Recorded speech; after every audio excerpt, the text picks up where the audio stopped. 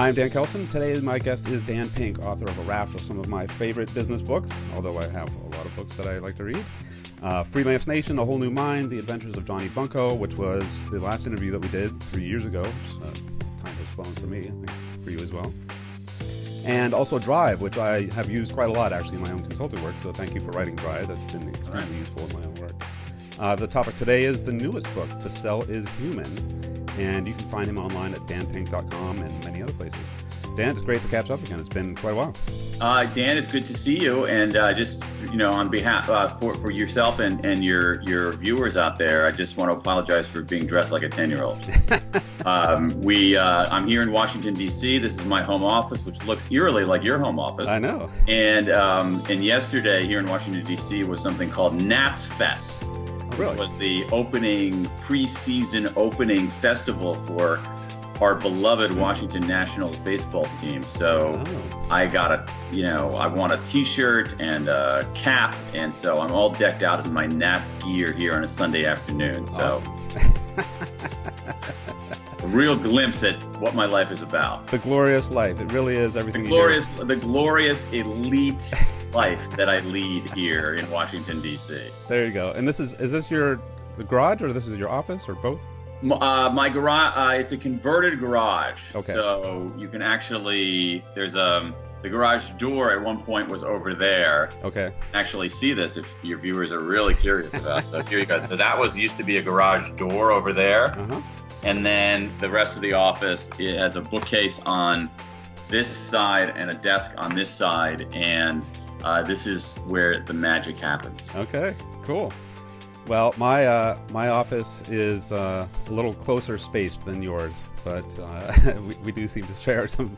This is an old-fashioned 1920s house. It's a one-car garage for cars from the 1920s. So it's not for SUVs. It's one-car garage converted to an office. So yeah. It's a nice space. Yeah. Well, if I showed you my garage, it would look nothing like that.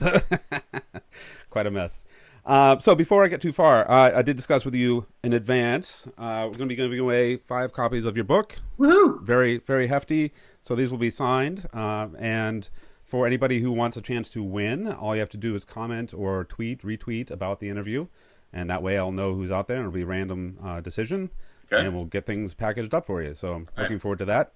I like your books. I don't need 5 personally, so I might as well give them away. I think everybody should have multiple copies. Well, actually, I don't know if you can see it, but I do have the copy that I got. I see a copy of Drive back there. Yeah, over here. Mine right next to it, so that's cool. Yeah. So, and actually, To Sell is Human is likely going to be one of the standard books that I give out when I'm working with clients or just other parents. Honestly, Great. I use Cialdini's work. Great book. Yeah, I bought and talked other people into buying lots and lots of copies of that book. Lean Startup, Oren Class, Pitch Anything, and more than likely To Sell is Human is sort of a please read this before we start talking, because it'll make things a lot easier. Cool. So so anybody that wants to win a book, make sure you comment or retweet, and we'll get back to you to let you know who wins. So play on words. To sell is human, but to move is divine. What do you think what Shakespeare would have to say? Yeah, maybe that's pretty good. I wish I thought of that. Next time you can. We can work on a tagline together. One of the things before we get into the book and your authorship in general, what I like about your reading, your writing, is that your tone comes across as very conversational, and not. I read a lot of very academic books, just because of the nature of some of the things that I do. Tough stuff to read. And I know you have a background as a speechwriter as well. So when you're writing, are you thinking that, are you writing like you're speaking, or is there something about your technique there? Maybe a little bit. My aim as a writer is always clarity. I want to make stuff as crystal clear as it possibly can be. Okay. And so to me, I go through draft after draft after draft. I don't even submit anything to my publisher. Okay. It isn't probably the 10th or 11th draft of a chapter. Okay. So I'm just, my method is just constant writing and rewriting, always looking for extreme clarity so that people know what I'm saying, because I think that's the way that the messages stick. Right. And I also feel like readers are doing me such a an act of gratitude, such a sort of grateful, something I'm so grateful for, Right. that I don't want to waste their time. And Right. so to make it as crystal clear as possible. I do in my process too on the spoken stuff. I actually find it very useful to read drafts out loud and to Okay. actually have drafts read to me out loud. So Okay. there is an element of it that might reflect that. Okay. Well, at least for me, I think that's part of the human side of To Sell is Human is realizing that I know that I've polluted my own writing over the years, and I sort of have been trying to grab it back when I thought I needed to sound more corporate, Yeah. and it felt intuitively wrong, but I also kind of felt this pressure to do that. So I think it's interesting that I think probably with To Sell is Human, what you're getting at is we've lost this idea potentially of only a certain class of people see themselves as salespeople, right? When in reality, we're all selling all the time, and that's something that we need to pull out and And really if we do harness. it in a more human way, we're going to be better at it. Just in the same way that when you write, that when one writes, one should sound like oneself, not like a company. Right, right. Okay. So And one shouldn't try to sound like another writer. You should just try to be the best version of yourself that you can possibly be. right, right. Yeah, and I think it's so among other things, I think this has given me more fuel for the fire to remember that I should be also writing myself like I feel like I should be. So thank you for Cool. that as well. So I wanted to take a quick jaunt through your books. So when we were talking earlier, maybe there's no grand plan, but to me, I don't know if it's a sickness or a gift or what it is, but I see connections between everything. So Okay. Freelance Nation was the first book. The summary for me is lifelong employment. Big companies that's not happening much anymore, and it's going away rapidly. And it's the drive towards solopreneurs, one of the newer terms recently, small businesses, sort of fast moving teams that may exist for a short period of time and then blow apart. Is that the general sense of that? Yeah, and Free Agent Nation was about that. It's about the move from people working in large organizations to working on themselves. And what I tried to do there is figure out what's going on, why it's happening, what it means. And because I thought it's really at some level it's about the how. How are people working and how is that changing? Okay. All right. And then my introduction to your work was through A Whole New Mind, which a friend of mine introduced me to. Left brain, right brain, who's been driving the world more recently, and what has that done for us?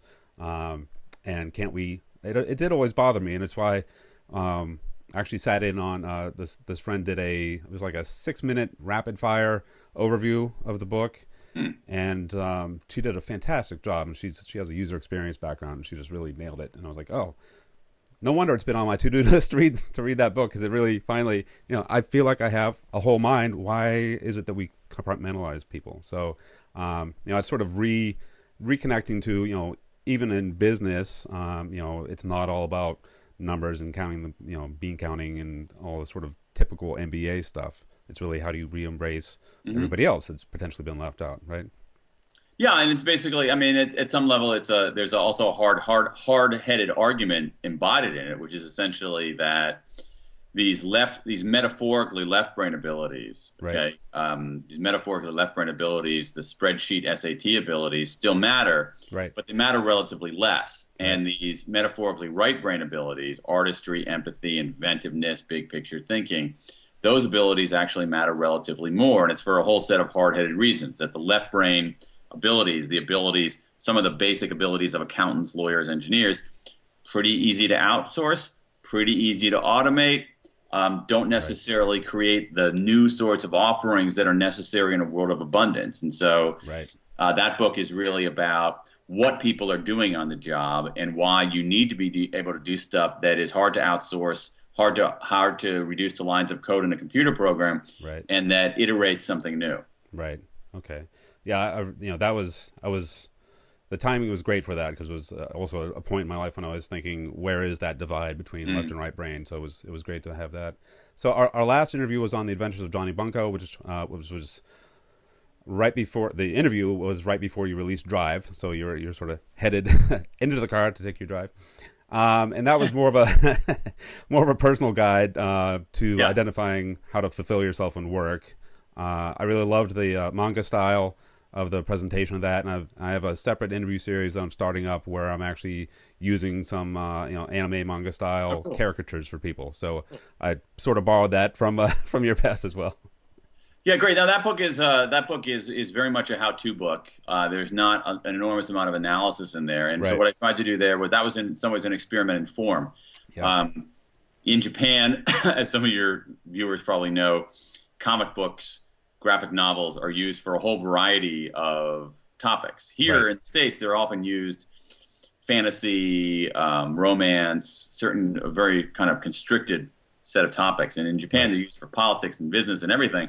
Right. And I said, well, maybe I can try to do something like that here in the States and also in other markets around the world, Right. and try to write a graphic novel that's a business book. So it's a story of a guy stuck at a big company. His name is Johnny Bunko, and Johnny has book starts with Johnny having a dark night of the soul, discovering some magic chopsticks, and as a consequence of those magic chopsticks, learning the 6 essential lessons of any satisfying, productive career. Right. Yeah, I really enjoyed that. It was, and Thanks. I imagine it. I think we talked about this. It's a lot of more work than people might expect to turn into graphics.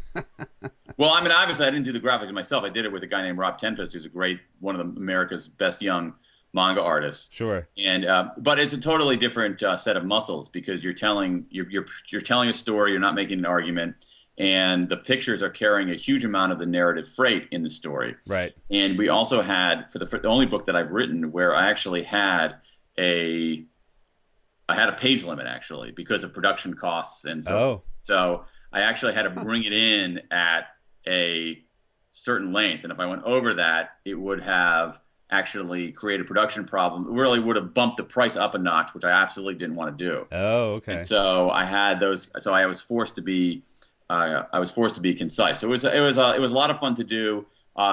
Gratified that it's used in a lot of high schools and colleges now. Oh, really? Okay. Great. What do you think you'd ever do that approach again?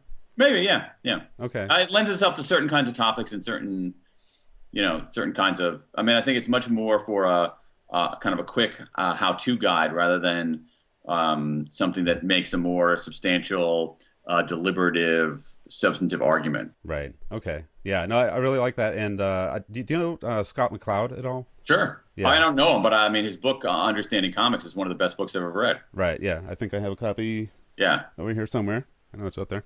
Yeah. No, it's some of the work that I do is around sort of componentizing how people think and trying to turn it into a graphic picture rather than overwhelming them with text or words or whatever. Right. So Exactly. it's definitely it's a distinct discipline that takes a lot more energy than people might think. But cool. Okay. So Drive, unfortunately, we didn't get to do an interview about that. Maybe we can swing back and do a different interview on Drive.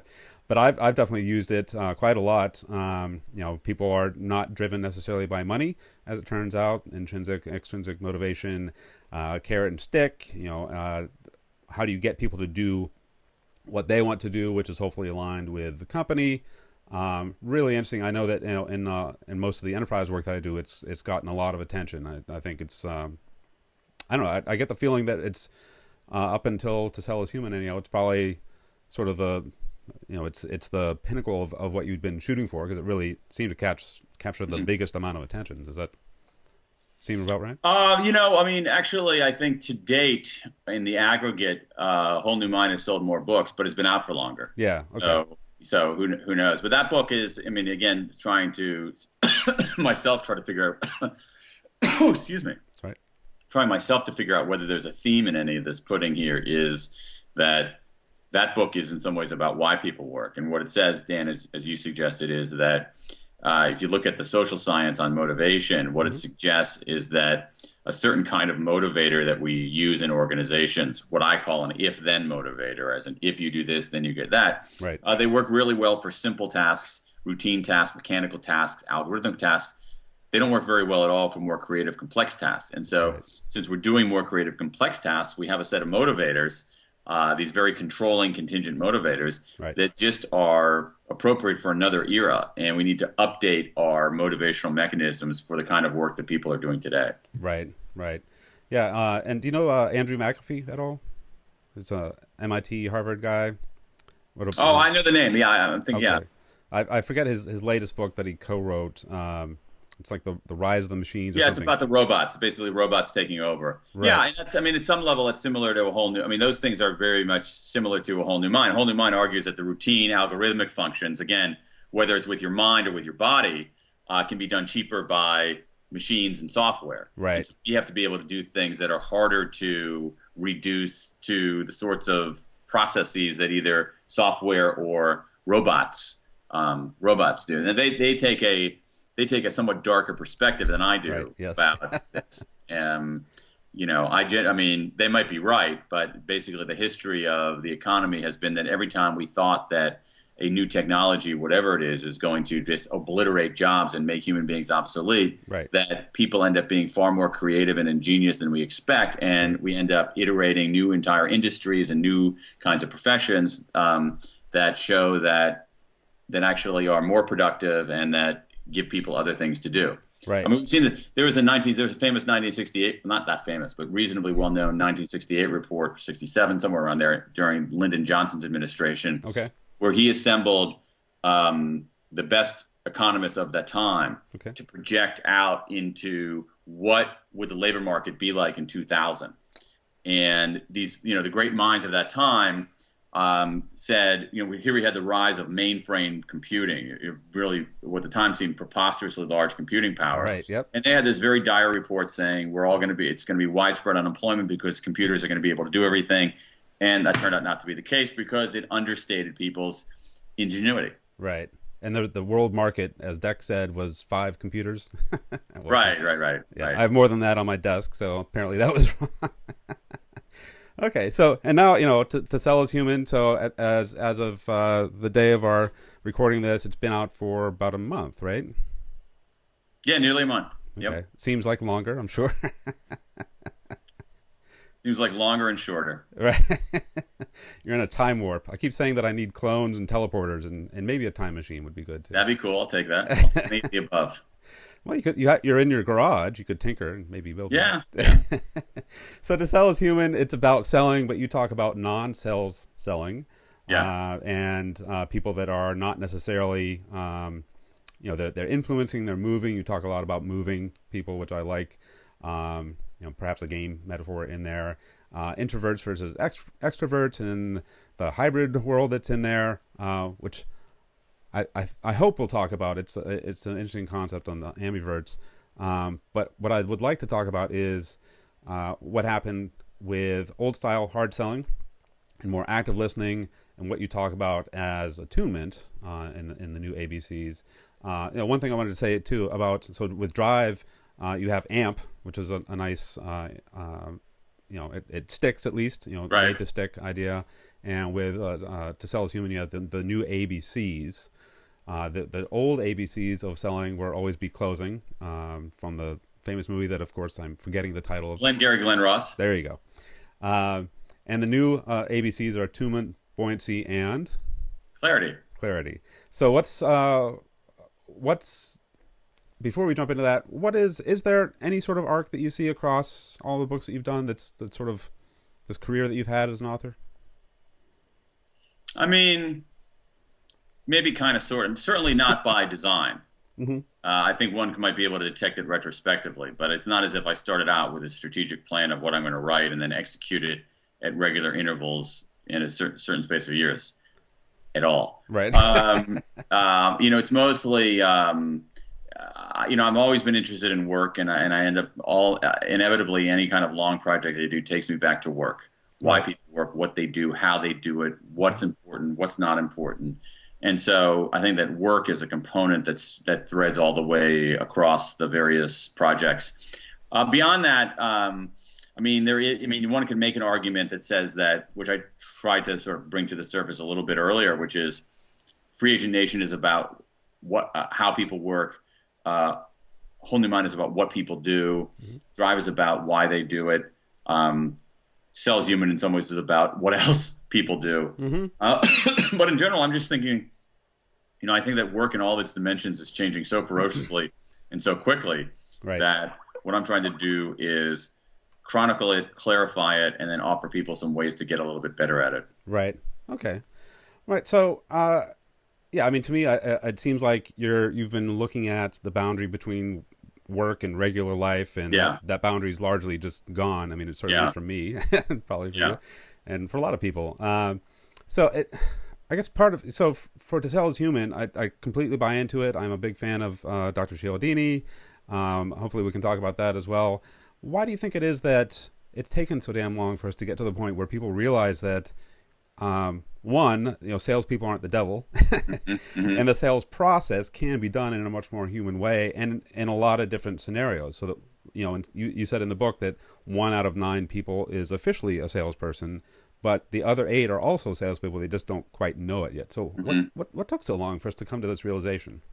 I'm not sure. I mean, I think part of it is that we're prisoners of our own vocabulary and prisoners of our own kind of preconceptions. I think that's true in this set of materials. So if you look at the Hmm. numbers, as you said, Dan, 1 in 9 people in the U.S. workforce work in sales.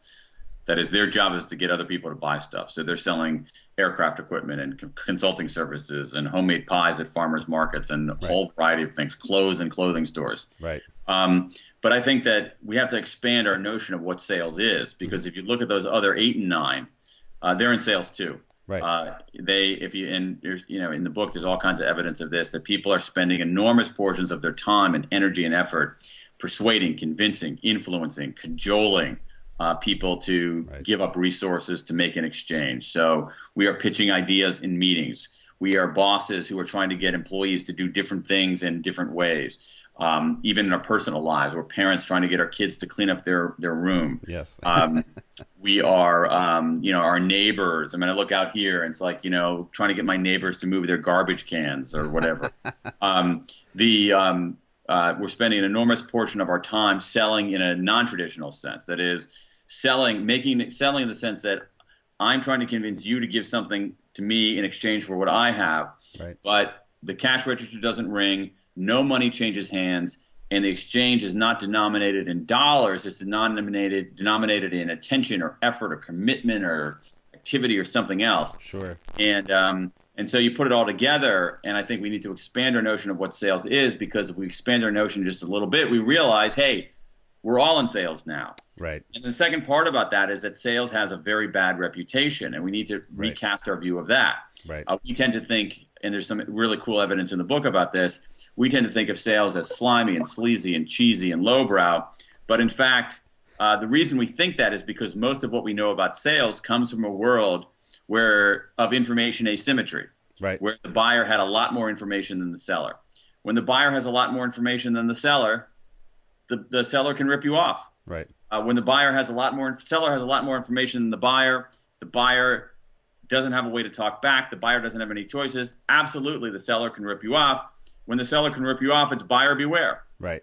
But I think that world has changed substantially, and we haven't quite reckoned with it.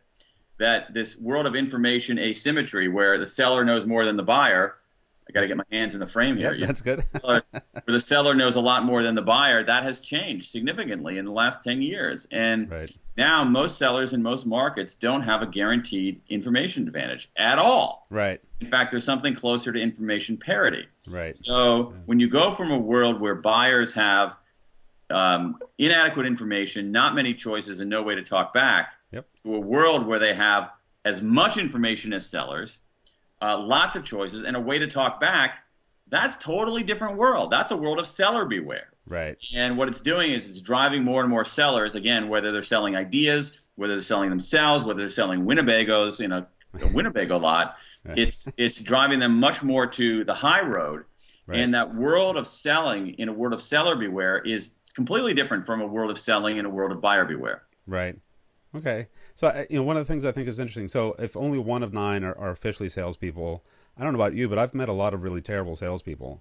Sure. So, if that's the profession that's supposed to be the professionals at this, what chance does anybody else have of actually being successful? Very good, because I think the reason that those professionals aren't doing well is that they're basically operating according to the rules and norms of a world that no longer exists. Yeah. So they're essentially fighting the last war. They're playing an entirely different game. Right. So they're playing they're playing a completely different game, and so they're failing at the game that's really going on here. And the good news is that the new game that's going on here, that is selling in a world of seller beware, Mm-hmm. where sellers have to be honest, where sellers have to be more open, where buyers have a lot more power, is calls on a set of abilities that actually I think are more at people's fingertips. They're more about being human. They're about being attuned to other people, about understanding where people are coming from, about drawing on some much more fundamentally human and humane skills. Right.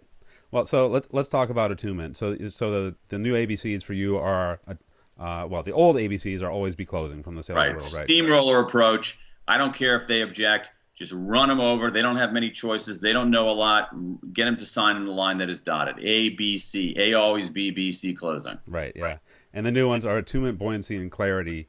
Why don't you describe what are those three things? And I would like to dive into attunement because I think that's Okay. for me, that's the key. So again, it's like, I mean, always be closing doesn't work in a world where where buyers have a lot of information, a lot of choices, and a way to talk back. It's just a bad idea. Right. I mean, we can argue the moral aspect of it, that it's unfair, that it's deceitful, Right. but it just doesn't frickin' work. Right. Okay. So what works better are the qualities that people need in any kind of sales or non-sales selling are these new ABCs. A, attunement, B, buoyancy, C, clarity. A, attunement, B, buoyancy, C, clarity. So let's talk about attunement. Sure. Attunement is, well, we can go, I know you want to go deeper on that, but Yeah. attunement is basically perspective taking. Yep. Can you attune yourself to someone else's point of view? Can you see the world through their eyes? Can you understand their interests? Can you take their perspective? What's very clear is that it's very hard to persuade, influence, or convince other people if you don't have a sense of where they're coming from. Right. So that's attunement. Buoyancy is a really important one. Anybody in sales knows this. Anybody in sales knows that they get rejected all the time. Right. Yeah. As more of us are in sales, and in non-sales selling, we're going to get rejected a lot. Right. And so buoyancy is how do you remain afloat in what one salesperson I talked to called this ocean of rejection. Right. And the social science gives us some really interesting clues. What do you do before an encounter? What do you do during an encounter? What do you do after an encounter Right. to remain buoyant? Right. And then the C, the clarity is, again, we've got to reckon with the changes in information. We've gone from a world of information asymmetry to a world of information parity. But one reason for that is that the total volume of information has increased so substantially that the comparative advantage is not in being able to access information, but being able to curate information, distill information, make sense of it. So that's what clarity is. How do you take this welter of information and find the meaningful patterns? How do you take the welter of information and find the meaningful bits that are most useful to the person whom you're trying to persuade? Right. That calls on expertise. It calls on synthesis. It calls on curatorial skills. Right. At the same time, I think the premium has shifted dramatically in business from problem solving as a skill to problem finding. Yes. When customers know precisely what their problem is, they can probably find the solution. So you as a seller are more valuable to them, not if you can solve your existing problem, because they can find the solution, but Right. if you can identify problems they don't realize that they have, Yes. surface latent problems, see down the road and anticipate problems. So Right. clarity is also the move from problem solving to problem finding. So these are the three qualities that I think are most important today: A, attunement; B, buoyancy; C, clarity. Right. Okay. Yeah, and to me, it all becomes sort of because I see connections between everything. It all blends together for me. It's just the core set of things. But I think that's a good observation, because I don't think we can think of these things as purely kind of linear or disconnected to each other. Right. That the more you attune yourself to someone, the more you understand someone's perspective, the more you're going to be able to anticipate problems they might be having, the more you're going to be able to uncover problems they don't realize that they're having. Right. Okay. Good. Well, I think that A Whole New Mind obviously talks about that. Stop disconnecting the two sides of the brain and really attack a larger swath of pieces. The Adventures of Johnny Bunko, presenting information in a visual format, very different. Takes a totally different skill set. And some people hate comics. They think it's only for kids, right? So that's a potential danger for you as an author. But for people who like it and appreciate it, it was, I wish more were done like that, because it was very refreshing to read. And I read pretty fast anyhow. That's why I consume so many books. But it's interesting that, these different skills, to me, everything that you've done across all these books is all tied together and really makes it for a big I'm picture. glad you're seeing all those connections because I'm just trying to get through the day. Yeah. Okay. All right. Well, so let's talk about attunement. I like to do some myth busting. So we've, Talk to me. the saying "treat others as you would like to be treated." Mm. From an attunement perspective, I think that's completely wrong because it the way that I think that you want to be treated. I'm not in your head. I don't, I'm not that good necessarily. So if I'm projecting onto you what I think that you want based on what I want, that's a huge disconnect right there. And that's from the old style of ABCs. I think Yeah. that's a major disconnect. What do you think? Maybe I think there's a lot of truth to that. That you want to treat people the way they want to be treated. Right. On the other hand, there are some commonalities. So how I want to be treated and how you want to be treated probably is going to have a lot in common. So I wouldn't completely abandon that idea because Right. I think that as treat people the way that you would want to be treated is not bad kind of general guidance. I wouldn't go with that in every circumstance without questioning it, but as a fallback, it's not bad. But again, what the whole point of attunement is, you want to understand where other people are coming from. You want to see the world through their point of view. You want to Right. understand their interests. You want to know what they're thinking. You want to know what their point of view is, what their perspective is, because that's going to be much better in allowing you both to reach common ground. Right. And so that's where I think attunement ties directly to clarity, because the clarity side is about Exactly. problem finding, problem solving. If you jump into a sales situation where you presume that because I've seen as a salesperson or a parent or whatever the scenario is, I've seen lots of scenarios like this, and I jump to a conclusion that I believe that I understand where your problem is, that you've missed an opportunity because you were not actually listening or observing or whatever it Exactly. happens to be. Exactly. So I don't want to expose too much, but so I was one of the pre-order folks, and I Thanks. got your workshop, or sorry, your worksheet on exercises. I can't say that I've been following them What? as expected. Sorry, but are there any so that I don't accidentally expose anything that you don't want to have out there?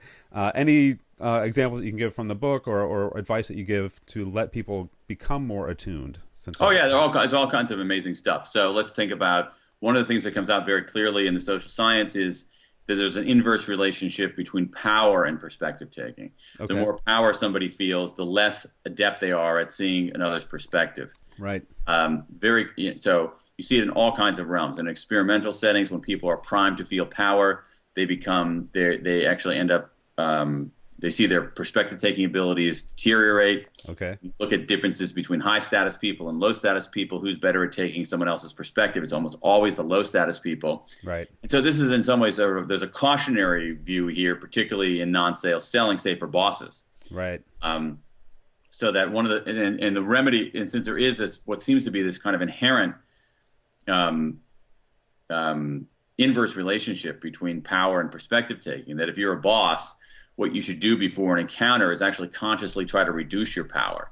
So if you're trying to explain something trying to sell, quote unquote, something to an employee, you should not go in there saying, I'm the boss, I'm the powerful one, but instead actually reverse that and say, hey, maybe this guy, Dan, needs our organization, needs me a lot less than we need him. Maybe I'm not the powerful person in this encounter. Okay. And what that would allow me to do is allow me to see things a little bit more from your perspective, which ultimately is going to be a better way for you and I to reach common ground. So that's one thing. Okay.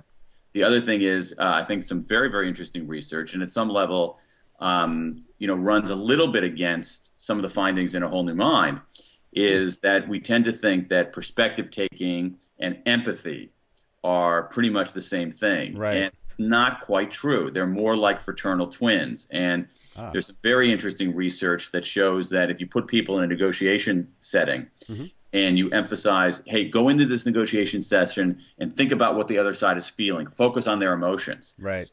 That's actually better. They reach better deals for both sides than people who just go into this negotiation setting. Sure. But if you compare people who go into a negotiation setting with the instructions, focus on the other side's feelings, focus on their emotions, with people, who are instructed to focus on what the other side is thinking, focus on their interests. Yes. The people who are focused on the other side's interests and their thinking actually end up doing a little bit better than the people who are only focused on the emotions. And so one aspect of perspective taking that is important is that it's not just empathy. It's not just emotional intelligence. Right. It's some level of a fairly muscular, analytical, cognitive skill as well. And you have to use your head as much as your heart on that. Right. Which I definitely found that counterintuitive and shocking when I was reading it in your book. Yeah. Because Well, I mean, what it says, I mean, it's not that shocking, because what it says is that if you go like being emotionally in tune makes you better than just going in neutral. Yes. There's no question about that. Right. But actually being intellectually attuned, right, and understanding people's interests, understanding what they're thinking, ends up being a little bit more effective than merely understanding their emotions. Now, obviously, what you want is you want to have both information channels open. Right. You want to be emotionally attuned. You want to be intellectually attuned. Right. But you got to use your head as much as your heart. It's not only emotional intelligence. It's not only empathy. It's a much more cognitive kind of process. This has been very useful to me in sort of various kinds of things I've done since I started reading that research. Is really going in, saying, okay, what's this person's thinking? What are this person's interests? And saying, what can I do to help this person satisfy his or her interests? Okay. That's very interesting. Yeah, and I think a twist on this is when you're selling, the advice is typically, especially more modern times, is that you are trying to sell at an emotional level rather than a cognitive level, because that tends to shut people down if you go straight for the brain, right? But behind the scenes, the prep that you're doing should be a combination of both, essentially. Absolutely, because both of them are important channels of information. I'm not saying neglect the emotional channel. Sure. What I'm saying is that the emotional channel still doesn't get you all the way there, and that you have to use your head as much as your heart. Right. Okay. So for me, I'll see if this works for you. So from an attunement standpoint, unfortunately, I only saw the video. I didn't realize that you were in Boston, since I'm in the Boston area, several months ago at the Business of Software conference. Oh, yeah. Which, that's fine. Next time we'll coordinate better. But are you familiar much with the lean startup movement? Because it seemed like you were very... Yeah, sure. Okay. So one of the core concepts, so that's one of the books that I hand out very often, is the Lean Startup book by Eric Ries. And to me, one of the keys of lean is understanding you don't build stuff purely based on what you want as the designer, developer, whatever it happens to be. Stephen Blank, who wrote The Four Steps to the Epiphany, his famous saying from the lean that lean has taken over is, get out of the building. Anything that you're doing and the only feedback you get is from yourself and your language, you're not attuned to other people because you're just sitting in your cube, in this case, coding. So is that a direct connection? I'm not making this up. I think it's a very good connection. Okay. I think there are a lot of connections between lean startup and this stuff. Okay. I think the attunement is obviously one. I think that one of the things that the whole lean startup movement is about is, at some level, about clarity. Yep. It's about finding the right problems to solve. Right. Not only solving existing problems, but surfacing latent problems. Right. The other thing is that lean startup also involves so much kind of customer interaction. This is one of the big lessons because I wrote a chapter about pitching. Yes. And one of the big misconceptions about pitching is that the purpose of a pitch is for me to pitch to you and you to say yes or no. Right. But actually, the purpose of a pitch, research shows over and over and over again, is basically to invite you in as part of the collaboration. Right. To sort of offer a pitch that's engaging enough that you and I continue the conversation. And at some level, lean startups are about this kind of continued conversation between the producer and the customer. Right. Yeah. And so lean and agile development combined. Agile development has so much affinity to the stuff in Drive. Yes. Because it's about autonomous, self-directed teams. It's about giving each other feedback and so forth. It's about setting one's own goals, working, meeting, giving an assessment, giving each other feedback based on that, setting new goals, doing it again, come back, do it again, come back, do it again. It's self-directed. It's not top-down. A lot of affinities between Agile and the Drive material. Okay. Yeah, see, I mean, again, everything that you do, it kind of all mushes together for me. That's just kind of it's the playbook of the things that we should be thinking about as we go about work or life. So cool. It's all the same. I would like to talk a little bit about the difference between problem solving versus problem finding. I think that's it's probably a more subtle difference than people might think. So let's just whack people over the head. What is the difference and why does it matter? Well, I mean, they end up being two very different cognitive skills. I mean, problem solving is very much an analytical, deductive capacity. Okay. Problem finding is very much an artistic, inductive capacity. So that's at a very kind of top 30,000 foot level. That's what it is. Yep. The reason this is really urgent in the world of sales is this: if I have, let's say that I'm a buyer, you're a seller, Yep. and I'm the buyer, and I know precisely what my problem is. I know exactly what my problem is. I don't need you. I can find a solution on my own. All right. Right. Yes. What do you do for me? Now, what you might do for me is that you might be one source of actually supplying what I need. But what I'm going to do if I know precisely what I need is I don't know if you can see up here. You can kind of see up here. You see there's one light out. Uh-huh. You Yep. see that? Yes. Okay, so there's one light out in those lights up there. Okay, so I got to replace that light bulb. Okay, I know pretty much what my problem is. Right. I need a new light bulb. I need that kind of light bulb for that kind of fixture, right? Right. I don't need a light bulb salesperson, Right. right? Because I know precisely what my problem is. My problem is I got a burnt out light and I need a new light bulb. Right. Okay. I don't need a salesperson. What I do is I go online and find out who can give it to me. Or if I were a more kind of bigger commercial enterprise, what I would do is I would say, I need 100 of these light bulbs. Yes. And I go out and I say, who can give me the lowest price? I bid you guys up against each other to Right. drive down the price. Right.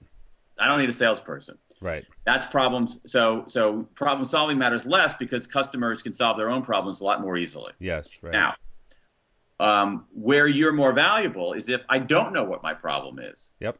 If I don't know what my problem is, or I'm wrong about my problem. And so if you come in here and say, you know what, the problem with here is that you actually have some pretty serious problems in your electricity here in your office, and you're going to continue to face this problem over and over again. Or, Right. you know what, the problem is actually in the amount of natural light that's being allowed into your office. So maybe there's something that we can do to get more natural light in there because you're burning up light bulbs left and right because you don't have enough natural light in there. Now I'm Right. like, oh, wait a second, I'm wrong about my problem. You've identified a new problem that I have. Right. Then you're very valuable to me. Right. And so in this world, problem finding is much more valuable than problem solving. How do you identify problems people don't realize that they have? How do you surface latent problems? How do you look down the road, 1 beat, 2 beats, 3 beats, and say, here is a problem you're going to face in a little bit. You better be prepared for that. Right.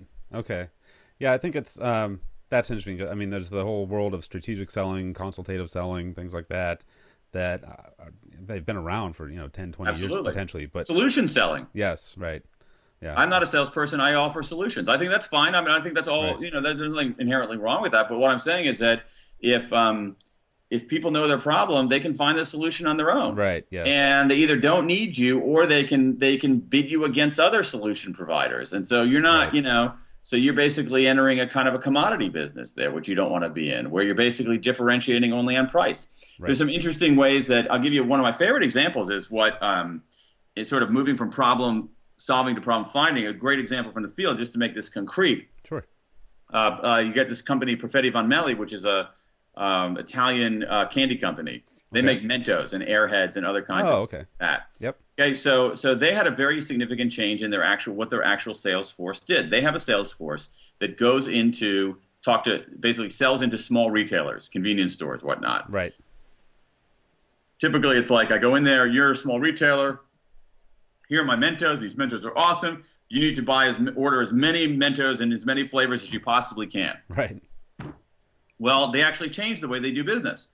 What they do now is Perfetti Von Meli has an enormous amount of data about what candy sells, where, what time of day, what kind of demographics. Okay. They bring that data in. They get data from the merchants as well. Right. And they go in there, and I say to you, I'm the Perfetti Von Meli person. I say, listen, Dan, here's what we're going to do. What I'm going to do is use our data, use your data. Use data about the demographics of your neighborhood, use data about use patterns and candy consumption patterns in your particular part of the country, blah, blah, blah.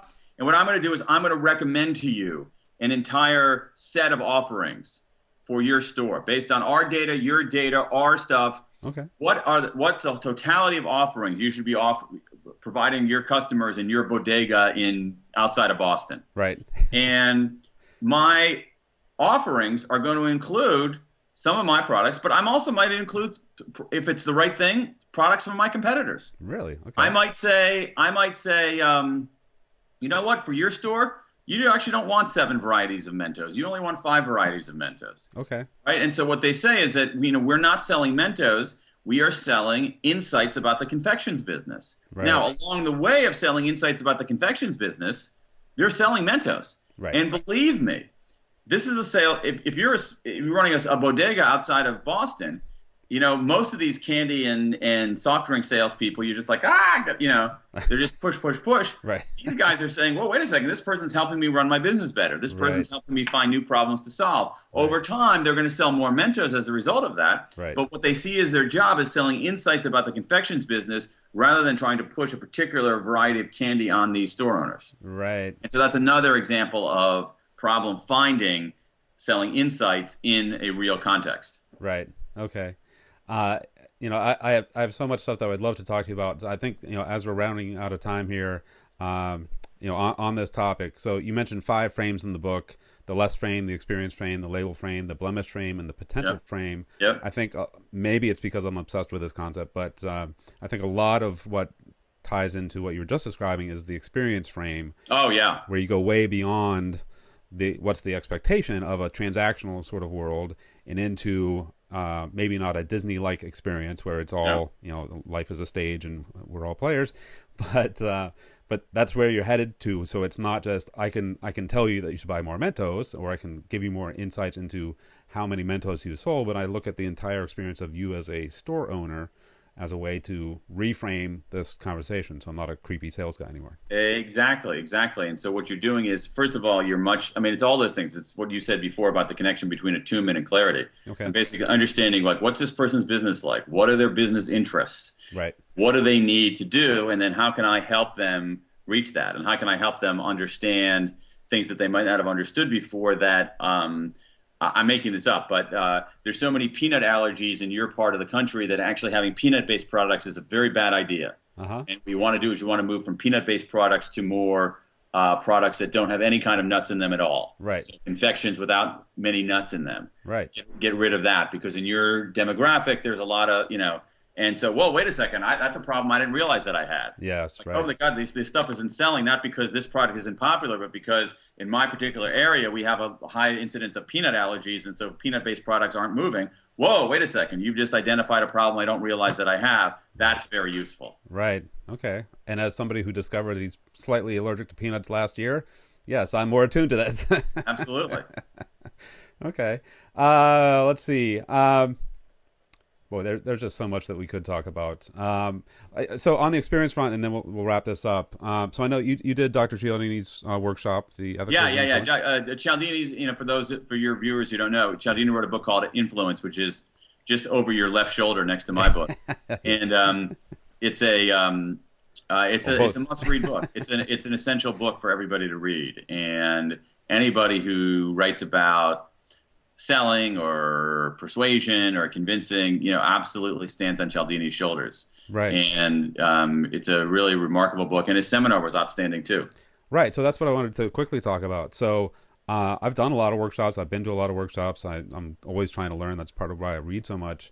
But when I went to his workshop, I thought, they do a fantastic job of really creating an environment for the experience. Now, I saw that you have a workshop that you're doing for Drive. Right. And have you normally done workshops, or has it It's been? a different model from Cialdini's. Okay.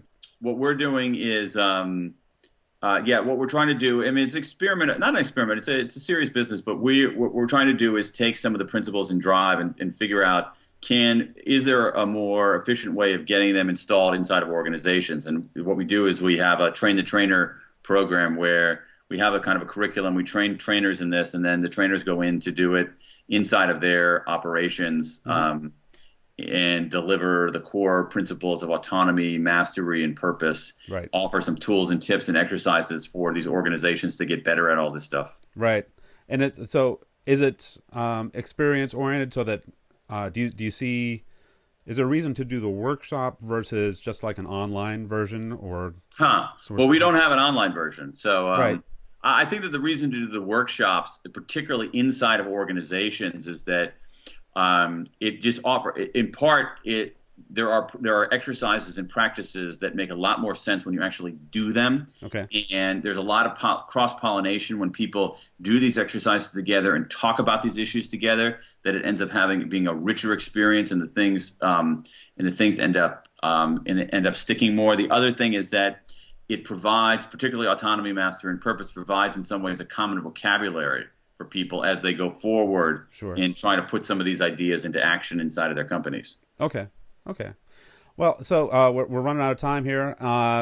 As a reminder, I am giving. We're giving away 5 copies of Dan's latest book, To Sell as Human. So please be sure to comment, tweet, retweet about the interview here, so you can be eligible for a giveaway, and we'll get that right out to you. Anything that you want to wrap up on? That anything that's come out in the last month or so of the book that you really want to nail for people? One thing that people have really responded to in this book is in some ways the way that it's configured, because I talk a lot about the social science, I talk a lot about the sort of changes in the economy, but each of the final 6 chapters has a set of tools and tips and takeaways and exercises that people can use to actually make these things real and get better at them. So what I've tried to do here, and it's been gratifying, the response that I've gotten from readers, is write a book about big ideas, which is, hey, we're all in sales now. Sales isn't what it used to be. Here's what the social science tells us, how should we do better. So that's pretty substantive, big ideas, but also having a whole array of checklists and questions you can ask yourself, and additional reading, and exercises you can do on your own, and exercises you can do with teams to try to make this stuff stick a little bit more. Okay. Yeah, and I do think that seems to be a trend too on sort of the experience side. It's not just about big idea books anymore. Actually, a book that's propping up my laptop here is called Paid to Think, and it's the most intense business management book I've ever seen. And I did an interview with David Goldsmith about that a couple of weeks ago. What makes it so intense is that it actually has lots of, here's exactly how you need to go through creating joint ventures, and here's the checklist. So, all right. Well, I don't want to eat up the rest of your time. You can enjoy the sports day or whatever else you have planned in here. It was great to finally catch up again. I'm taking a kid to baseball practice momentarily. Oh, okay. So I'm perfectly well dressed for that. Okay. No Super Bowl action for you? Today's not the Super Bowl. We're talking. No, we're not big football fans here in the Pink House. We're baseball fans, so much so that even in the cold of the Washington D.C. winter, where you got kids going to baseball clinics. That's insane. It is. It absolutely is. Okay, great. Well, it was great catching up with you again. I'll let you know when this is published, and thanks again so much. All right, cool, Dan. Thanks so much.